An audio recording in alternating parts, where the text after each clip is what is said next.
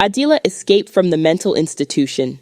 For the first time in what felt like forever, she stepped into the night air. It was cold and biting, but it was real. It was freedom.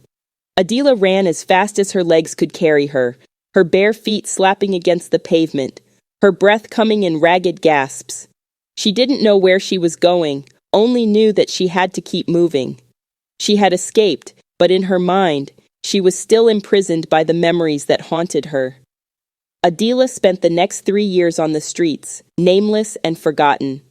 No one cared who she had been, and she no longer cared to remember.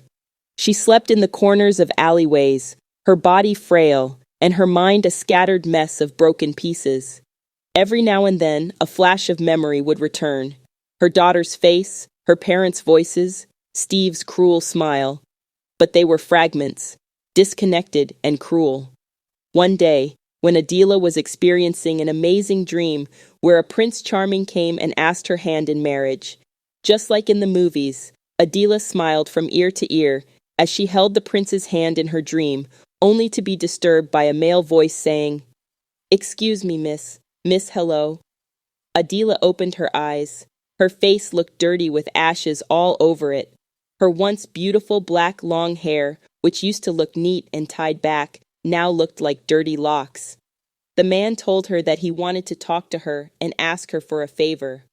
Adilah was scared and refused. She had heard that beautiful girls who lived on the streets were a target for abuse. That is why she always disguised herself and covered her face with ashes and wore dirty torn clothes. The man reassured her that he was not there to hurt her and said they could talk at the cafe, in public if that was all right with her. He said he wanted to make an offer to her that would take her off the streets for good.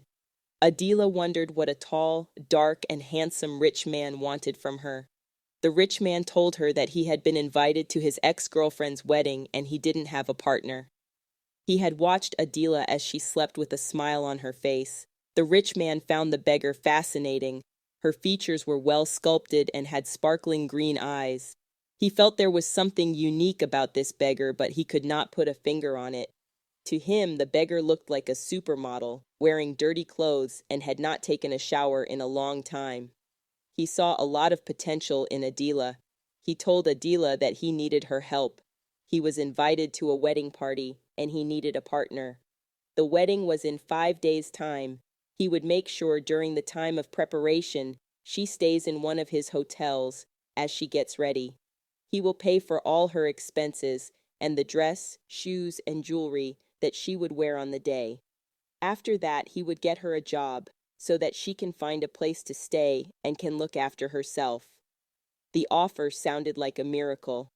Then she said, "What if after all the preparation, I do not look pretty and deserving to be by your side on that day? I am just a homeless beggar who lives on the streets." Then he said, "Let me worry about that."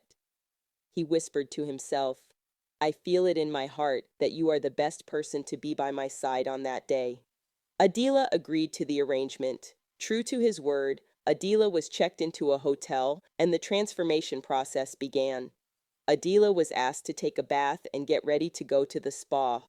Adilah got a body massage, a deep facial treatment, and got her nails done. The next day, she had her long black hair washed and blow-dried.